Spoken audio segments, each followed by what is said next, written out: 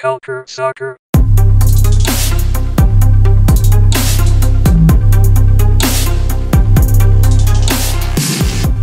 Bienvenue à ce 7e épisode spécial Gold Cup. On vous remercie encore d'être aussi nombreux à écouter nos épisodes quotidiens sur la Gold Cup. On vous le rappelle, n'hésitez pas à commenter nos épisodes sur Twitter et Facebook et même Instagram ou peu importe où est-ce que vous êtes pour écouter nos podcasts et à les partager en grand nombre. Hier avait lieu la deuxième journée du groupe C et aujourd'hui, là, je suis avec Adi pour les analyser. Ça va bien, Adi? Ouais, ça va et toi, Anthony? Ça va très bien. Ça n'a pas été la plus belle journée de Gold Cup, mais on a eu tout de même notre lot de surprises, hein, n'est-ce pas?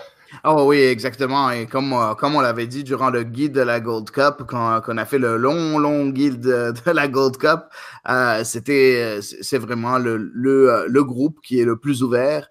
Et on l'a vu encore plus hier. C'est vraiment extraordinaire ce qui est en train de se passer. Des surprises, des résultats auxquels on ne s'attendait pas. Bah, écoute, je vais donner le premier gros boom de cette Gold Cup.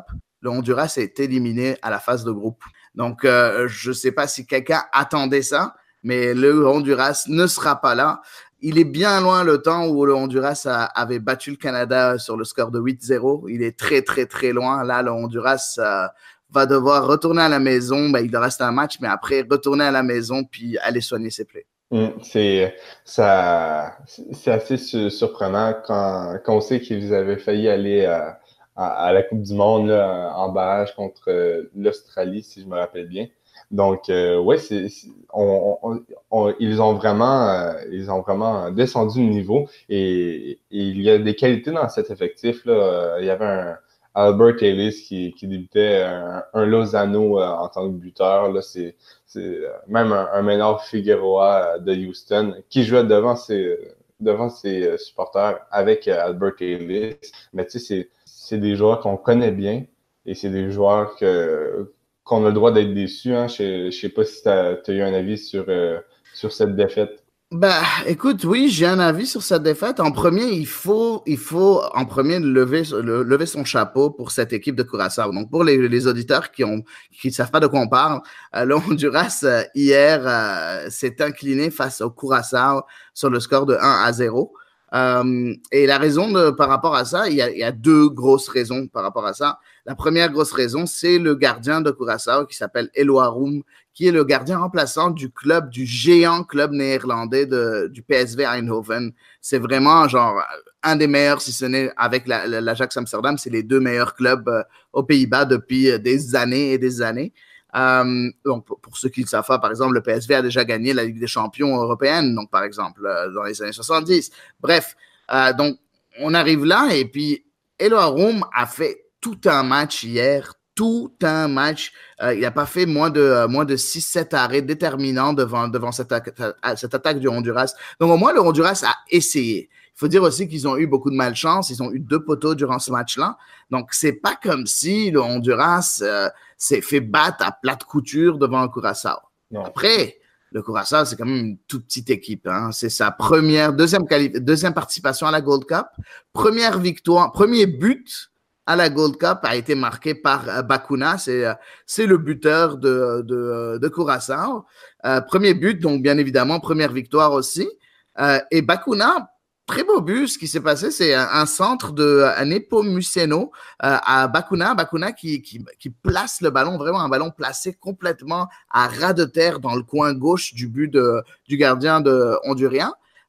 C'est vraiment intéressant parce que Bacuna, c'est aussi un très bon joueur. On en avait parlé aussi durant le podcast de présentation.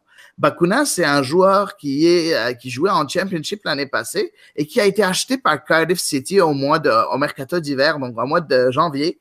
Cardiff City qui était en Premier League. Il a tellement bien fait qu'ils ont levé l'option d'achat. Bon, après coup, Cardiff City a été relégué, donc il sera en Championship l'année prochaine.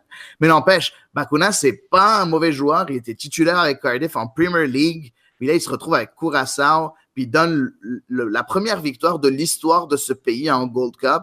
Quel beau moment pour Curaçao. Oui, et pour revenir sur le gardien, là, il a fait un très bon match hier, mais même là, lors de la première journée face au Salvador, il avait fait un excellent match, même dans la défaite de 1-0. Et vraiment, là, cette équipe là, montre qu'il ne faut pas la prendre à la légère.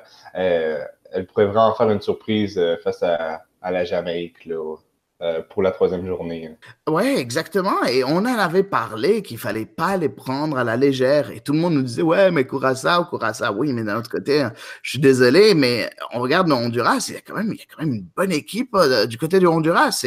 Et même contre Salvador, on avait dit, le Salvador, il faut pas le prendre à la légère non plus parce que le Salvador, durant la Nations League, durant les qualifications de la Nations League, ils avaient battu la Jamaïque sur le score de 2-0. Et c'est ça qui a fait en sorte que la Jamaïque a fini derrière plusieurs équipes où on ne s'attendait pas à ce qu'ils finissent derrière eux. Et en plus, c'est ça qui a fait que la Jamaïque ne s'est pas qualifiée dans le groupe A de la Nations League. Ils sont en groupe B. C'est cette défaite qui a fait ça. Donc, bref, un groupe très, très, très ouvert, beaucoup plus ouvert que ce qu'on s'attendait. Et le Curaçao l'a montré, encore une fois. On va voir maintenant si jamais ils ont ce qu'il faut pour battre, selon moi, la meilleure équipe de ce groupe-là, qui est la Jamaïque, lors du prochain tour. Mais comme tu l'as dit, ça va être très compliqué. Ça ne sera pas un match simple pour la Jamaïque. Du côté du Honduras, ils vont disputer leur dernier match contre le Salvador. J'espère, je suis sûr qu'ils vont vouloir au moins repartir des États-Unis avec au moins une victoire. Ils vont essayer le plus possible. Mais en tout cas, je pense qu'il y a des têtes qui vont tomber au Honduras, vraiment là. En tout cas, pas d'une manière littéraire, enfin, j'espère pas. Ouais. Mais en tout cas, Fabián Coito, je pense, l'Uruguayen, l'entraîneur uruguayen du Honduras, je pense pas qu'il restera longtemps à la tête de cette sélection-là. C'est dommage parce qu'on parlait beaucoup du fait que le Honduras a une équipe vieillissante. On le sait, on le voit. Par contre, il y a quand même de joueurs qui sont pas vieux et qui sont encore là. Je pense que c'était le moment maintenant avec le Honduras. C'était vraiment le moment de passer, de laisser les vétérans un peu de côté, puis commencer à utiliser cette Gold Cup comme une préparation aussi aux qualifications pour la Coupe du Monde 2022. Commencer à créer ce groupe-là. Mais bon, écoutez, ils ont encore le temps. Mais n'empêche, ouais, c'est vraiment très mauvais là ce qui s'est passé pour le Honduras. En tout cas, je m'y attendais pas. Je suis curieux de voir ce qui va se passer. Je suis vraiment curieux de voir ce qui va se passer. Et tu dis, laisser la place aux jeunes et il y en a un certain là, du côté du FC Dallas, Brian Acosta, âgé de 25 ans, là, qui n'a même pas débuté et on sait comment il peut être bon là, au FC Dallas. Donc, c'est certaines décisions qui leur a certainement coûté la qualification là, au cours des 2 premiers matchs. Et oui, comme tu dis, là, on risque d'avoir un nouveau sélectionneur à la prochaine Gold Cup. Ouais, exactement. Ça va être très compliqué pour Coito de garder son poste. Mais bon, écoutez, je suis vraiment très surpris. Je pense que la première très, très, très grosse surprise de cette Gold Cup, le Honduras, c'est pas une petite équipe en CONCACAF. Puis vraiment sortir dans un groupe, qui l'aurait cru, dans un groupe avec le Salvador et Curaçao, c'est vraiment pas beau. Sur papier, c'est vraiment pas beau, même si on l'avait averti, ainsi de suite. Et pour nous qui connaissons très bien la région, on savait que ça allait pas être facile. Sauf que, bon, même là, ça reste une surprise. Même pour nous, ça reste une surprise. Donc, je sais pas, on va voir ce que ça va donner là. Mais en tout cas, j'ai hâte à voir ce qui va se passer dans les derniers matchs parce que ça va être intéressant. Une grosse lutte à 3 entre la Jamaïque, le Salvador et Curaçao. On a déjà dit que le Salvador va jouer contre Honduras le prochain match. Mais parlons de ce match-là entre El Salvador et Jamaïque. Et je pense que c'était la raison pourquoi tu as commencé le podcast en disant que c'était pas une grosse journée malgré la surprise parce que je pense que tu parlais beaucoup de ce match-là, n'est-ce pas? Oui, parce que honnêtement, là, moi, la Jamaïque, c'est un peu l'équipe que je suis avec tous les joueurs USL. D'ailleurs, hier, il y avait Brown qui a débuté, Junior Flemings et Sean Francis. Et même là, dans les réservistes, il y avait Malik Foster qui était présent, Javon Watson, Kevon Lambert. Donc, et même Devin Williams, là, donc il y avait plusieurs joueurs USL qui pouvaient fouler la pelouse. Et j'ai quand même j'ai quand même été déçu par ces joueurs. Mais par exemple, Sean Francis là, a très bien fait en défense et même vers la fin de la rencontre, il a failli marquer l'un des plus beaux buts de la compétition de loin, mais le gardien du Salvador, là, Hernandez, était sur la trajectoire. Mais oui, ça n'a pas vraiment été un match là, avec beaucoup d'occasions offensives, hein, Adi? Ouais, exactement. En fait, un match extrêmement terne. Je pense sur tout le match, il y a 3 tirs cadrés. C'est vraiment un match qui va pas rester longtemps dans les annales de la Gold Cup. Mais comme tu l'as dit, tu as parlé de Sean Francis. Pour ceux qui le savent, c'est l'ancien Impact de Montréal, Sean Francis, qui, pour cette Gold Cup, surprenamment, il joue en défense centrale, mais d'habitude, c'est un latéral gauche. Je sais pas si tu trouves ça normal de le voir en défense centrale? Et, pas vraiment, même à Louisville, là, souvent les latérales gauche, c'est son poste de prédilection, mais en même temps, je pense que je vais choquer personne en disant que Kemar Lawrence a des meilleures qualités Ouais, que lui. ouais, Mais, j'espère bien. J'espère que Kemar Lawrence, c'est un des meilleurs latéraux gauche euh, de la MLS au complet. Là. Ça m'étonnerait pas de le voir aller en Europe bientôt. En plus, il est super jeune. Donc, enfin, super jeune. Il a ouais. 26 ans. Là. Ouais, Mais bon. ouais, ben, c'est ça, mais oui, Sean Francis est capable de se débrouiller en tant que défenseur central, mais quand je vois un Michael Hector au milieu qui aurait pu prendre sa place, je me dis que ça aurait certainement pu être mieux, mais en même temps, tu mets qui au milieu? J'essaie de penser vite comme ça et ça me vient pas à l'esprit pour la Jamaïque, là. Il y a Devon Williams qui peut jouer au milieu, mais pas pour remplacer Michael Hector. Devon Williams qu'on appelle Speedy Williams en USL, là, il est trop Plus offensif offensif, ouais.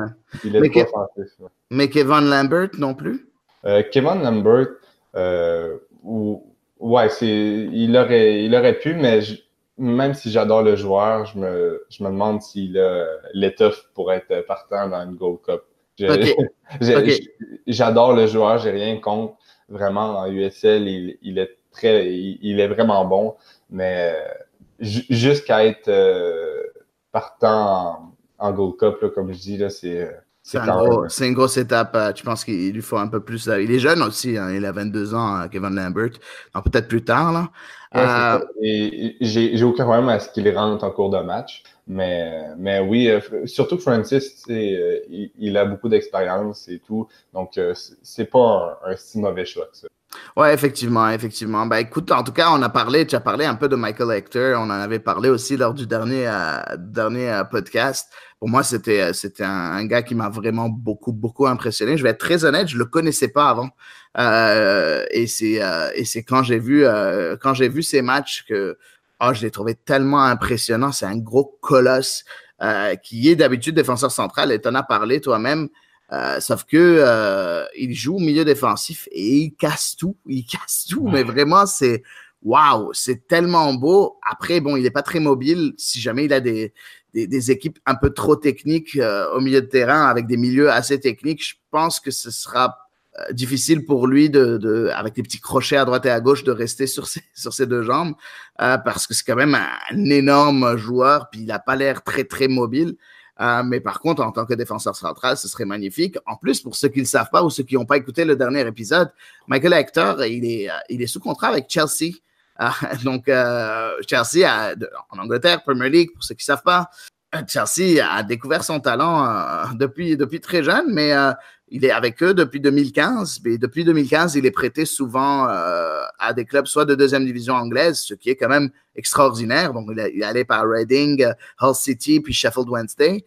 Et l'année passée, qui a été titulaire avec Sheffield Wednesday, qui a fini 12e de deuxième division de Premier League. Et avoir un joueur qui est capable d'être titulaire dans une équipe de deuxième division anglaise, c'est pas rien. Là. C'est vraiment pas rien. Puis ça m'étonnerait pas de voir Chelsea au moins le voir un peu plus longtemps durant le camp de préparation cette année, parce qu'on s'entend que Chelsea en Angleterre ne peut pas recruter. Donc, ce qui veut dire qu'ils vont vouloir regarder tous ces joueurs qui étaient en prêt, ils en ont des millions, dont Michael Hector. Et puis, s'il continue à performer autant en Gold Cup, moi, ça ne m'étonnerait pas de le voir glisser parmi le groupe qui va rester à Chelsea cette année, peut-être en tant que 4e défenseur ou 5e défenseur ou 4e milieu de terrain défensif. En tout cas, c'est une belle polyvalence à avoir, être capable de jouer milieu défensif et défenseur central. Donc, très impressionné par ce Michael Hector. Oui, c'est vrai qu'il vraiment, là, il apporte à la Jamaïque. Là, on voit que c'est le genre de joueur qui a un cran au-dessus. Et d'ailleurs, un autre joueur qui serait censé avoir un cran au-dessus, c'est Leon Bailey. Et malheureusement, on dirait qu'il ne confirme pas les espoirs que la Jamaïque avait en lui depuis le début de la compétition, hein, Adi? Oui, effectivement. Leon Bailey, c'est un joueur de Bayer Leverkusen. Aussi, on en avait parlé avant, mais c'est le joueur qui est supposé être un des meilleurs joueurs, de jeunes joueurs, même en Europe. Il a vraiment tout un pédigré. Il a joué en Bundesliga avec le Leverkusen, 29 matchs cette année en Bundesliga avec Leverkusen, dont 21 fois était titulaire pour 5 buts, une passe décisive. Il est très jeune, il a juste 21 ans. Mais oui, il est décevant dans cette Gold Cup. Mais je pense que c'est pas lui qui est décevant. En fait, c'est le système de jeu. Le système de jeu de l'entraîneur jamaïcain fait en sorte que Leon Bailey a moins un peu ses attaques placées où il est capable de venir et puis créer, puis dribbler, puis créer quelque chose parce qu'il se retrouve souvent avec un système de jeu très défensif où, oui, quand il va en contre-attaque, c'est pas un joueur, même s'il est supposé être rapide, mais de ce que j'ai vu, c'est pas un joueur extrêmement rapide qui va battre quelqu'un par sa vitesse. C'est quelqu'un qui va battre avec son dribble, qui a besoin d'une équipe qui un peu plus domine la possession, puis en dominant la possession, se créer des petits 1 contre 1, puis après gagner ces 1 contre 1, ce qu'on voit rarement avec la Jamaïque depuis le début de cette compétition. Donc, je pense que c'est le système de jeu mis en place qui ne l'aide pas à vraiment performer autant que ce qu'on pensait. Je ne sais pas ce que tu en penses, toi, Anthony, par rapport à ça. Là. Oui, je suis d'accord avec toi. Et même face à une nation comme le Salvador, ça aurait peut-être été le moment d'y aller, pourquoi pas, un petit peu plus offensif. Par exemple, dans un 4-4-2 avec Bailey et Junior Flemings de Phoenix, que vous avez parlé au dernier podcast. Bailey à droite et Flemings à gauche. C'est 2 joueurs qui aiment bien faire du 1 contre 1. Et avec, pourquoi pas, Argyle et Brian Brown. Brian Brown, un autre joueur de USL, en tant que les deux buteurs en pointe. Et Mattox pourrait prendre la place d'un des deux. Mais oui, ça aurait été vraiment intéressant de voir la Jamaïque dans le style de jeu. En cours de match, rentrer un Malik Foster qui appartient au Houston Dynamo, qui joue pour la réserve. Il a fait 3 buts et 4 passes décisives en 11 matchs cette saison. Donc, c'est vraiment pas rien. Là. C'est un bon joueur d'attaque qui faisait un excellent duo avec Michael Salazar. Mais oui, vraiment, un 4-4-2, là, ça aurait vraiment pu être une belle formation pour cette Jamaïque-là qui a tellement de bons joueurs en attaque. Et j'espère voir de plus en plus cette formation. Pourquoi pas en Nations League, parce que ça va être le temps pour la Jamaïque de refaire ses bases avec des équipes un peu moins puissantes. Oui, exactement, vu qu'ils sont dans le groupe B, comme on l'a dit, mais est-ce qu'on peut vraiment se permettre de critiquer Theodore Whitmore qui, lors de la dernière Gold Cup, a ramené la Jamaïque contre toute attente en finale de la Gold Cup. Il ne faut pas oublier aussi que la Jamaïque, ça fait 2 Gold Cup de suite qui sont finalistes. Bon, ils ont perdu les 2 fois, une fois contre le Mexique, une fois contre les États-Unis. Donc, bref, je pense que Whitmore, c'est un peu plus que nous. Oui, Sa façon de gérer l'équipe, c'est pas comme si on n'est pas en train de parler d'un entraîneur quand même novice. En plus, Whitmore, pour ceux qui ne savent pas, c'est un ancien international jamaïcain aussi en tant que joueur, excellent joueur de milieu de terrain, qui a fait une bonne carrière aussi. Donc, bref, je suis pas d'accord avec ce qu'il fait. Après, est-ce que je pense que son pédigré, ce qu'il a fait avec la Jamaïque parle pour lui. Donc, je vais lui donner le bénéfice du doute, mais je pense qu'il va devoir batailler fort contre cette équipe de Curaçao. Puis, je comprends qu'il joue un système de jeu assez défensif. Curaçao aussi va jouer défensivement. Et malheureusement pour la Jamaïque, je pense que les matchs de groupe, c'est les plus compliqués pour eux parce qu'ils jouent contre des équipes supposément plus faibles qu'elles. Donc, leur système de jeu défensif ne marche pas vraiment contre ces équipes-là. Donc, il faut voir à ce moment-là ce qu'ils vont faire contre des équipes plus fortes. Et là, je pense qu'ils vont être un peu plus dans leur élément. Mais avant tout, il faut qu'ils passent cette phase de groupe-là. Et pour passer cette phase de groupe-là, ça passe par une victoire contre Curaçao lors du prochain match, contre une équipe qui va être extrêmement défensive en bloc bas, avec, comme on l'a vu pour Curaçao, parce qu'on s'entend, c'est le petit poussé de ce groupe-là qui réussit très bien. Donc, il faut voir si Whitmer va avoir les cojones ou les couilles d'aller un peu plus offensif lors du prochain match. En tout cas, je ne pense pas qu'il aura le choix. Oui, j'ai vraiment hâte de voir ce match-là qui est un peu la finale de ce groupe C parce que le Curaçao n'a pas le choix de gagner s'il veut continuer dans la compétition. Et la Jamaïque, là, en cas de défaite, pourrait se voir donc qualifié pour le reste de la compétition si le Salvador vient à gagner face au Honduras. Donc, c'est vraiment, ça va vraiment être une belle journée, ce groupe C. Et certainement l'un des groupes à regarder absolument là, pour la troisième journée. Exactement. Et cette troisième journée qui va se jouer le mardi, le 25 juin, donc bientôt. J'aimerais juste mentionner, juste pour remettre nos auditeurs un peu au goût du jour. Donc, la Jamaïque a 4 points, le Salvador a 4 points et Curaçao a 3 points. Honduras déjà éliminé avec 0 points, 2 défaites en 2 matchs. La défaite 3-2 face à la Jamaïque et la défaite, donc comme on a parlé d'hier, face à Curaçao, le Curaçao qui s'est imposé comme il faut. En tout cas, j'ai vraiment hâte. L'autre match aussi est quand même intéressant entre Salvador et Honduras parce que le Honduras, depuis ce qu'on voit depuis le début de cette Gold Cup, veut jouer offensif, veut peser le jeu, ainsi de suite. Puis le Salvador adore jouer défensif. C'est pour ça que le Salvador a eu beaucoup de mal contre Curaçao aussi. Et j'aimerais mentionner juste Salvador parce qu'on a parlé un peu de ce match-là entre Salvador et la Jamaïque hier. Pour moi, le joueur du match, c'était Darwin Seren. Darwin Seren, le joueur de Houston Dynamo, qui est un milieu défensif de 29 ans, qui n'a pas été titulaire cette année très souvent, mais quand il a été titulaire, il a été très, très bon avec Houston. Il a joué juste 5 matchs, 2 fois titulaire, mais c'est vraiment un très bon joueur défensif. Il ne va rien amener offensivement, mais défensivement, c'est vraiment un joueur très dur sur l'homme. Il a été excellent pour couper les attaques honduriennes jamaïcaines durant ce match-là. En tout cas, c'est intéressant de voir ça. Une équipe très défensive, Salvador, et Seren est vraiment le joueur qui personnifie très bien cette équipe-là. Oui, exactement. Là, c'est le genre de joueur qui risque de faire mal à un Honduras en perte de confiance. Là, donc, ça va être... J'ai l'impression que le Salvador, là, en fait, si Curaçao a gagné contre le Honduras, et c'est pas pour descendre le Curaçao, mais je crois que le Salvador a un coup à jouer et ça risque de rendre les choses vraiment intéressantes dans ce groupe. Donc, comme tu l'as dit, hein, ça va être le 25 juin que ces matchs vont se jouer et on vous invite à les regarder parce que les matchs de Gold Cup, là, souvent, ils ne sont pas très cités dans les médias et tout, mais c'est tellement des beaux matchs avec des joueurs parfois qu'on connaît un peu moins, mais qu'on découvre à travers ces matchs. Et c'est ça la beauté de la Gold Cup, c'est voir des plus petites nations rivaliser avec des grosses. Et à l'image de ce Curaçao face au Honduras, c'est la coupe des surprises, la Gold Cup. Et on vous réinvite demain pour écouter un nouvel épisode de nos épisodes spéciaux Gold Cup. Donc, merci de votre écoute. Et encore une fois, on vous invite à laisser des commentaires, à partager en grand nombre. Vraiment, là, le reste de la compétition risque d'être très intéressant. Et Adi, est-ce que tu as un dernier mot avant qu'on se quitte?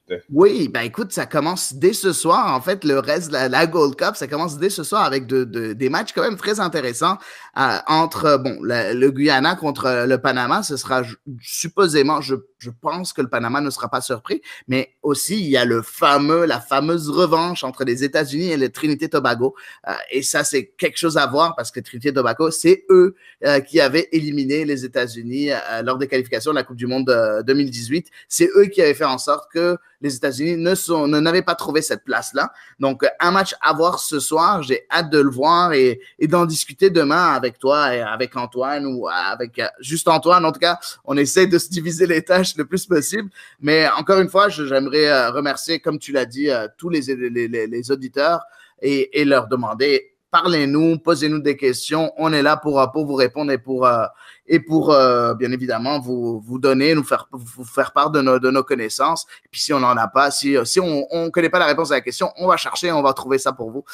Donc merci encore à tout le monde de nous occuper. Merci aussi à Antoine et Anthony qui font un travail immense. Voilà, c'est ça. On a vraiment hâte, on est très content d'offrir ça. Puis on espère qu'on est à la hauteur des attentes et qu'on le sera encore jusqu'au 7 juillet. Merci à toi, Adi, qui a pris la relève du montage durant mon absence. Et ça va être tout le reste aussi. Là. Travail d'équipe, mon cher ami. Travail d'équipe. Exactement.